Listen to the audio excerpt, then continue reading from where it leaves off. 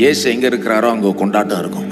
அப்படிதான் சின்ன பிள்ளைகளிலிருந்து பெரிய வயதுள்ளவர்கள் வரைக்கும் இயேசுவை ஒரு பெரிய ஒரு கொண்டாட்டத்தோடு தான் வரவேற்றார்கள். நாம் இயேசுவை நம்முடைய வாழ்க்கையில் வரவேற்றுட்டோமா?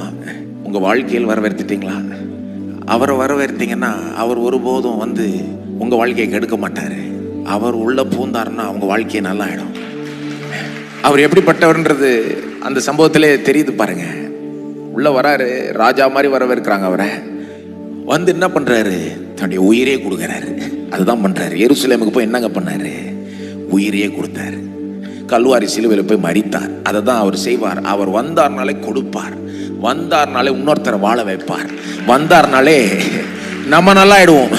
நம்ம நல்லா ஆகிறதுக்கு என்ன பண்ணணுமோ அவர் செய்வார். சிலரெல்லாம் வீட்டுக்குள்ள வரவேற்றீங்கன்னா இருக்கிறதெல்லாம் பிடிங்கிட்டு உங்களை ஓட்டாண்டியா விட்டுருவாங்க. இயேசு அப்படிப்பட்டவர் கிடையாது.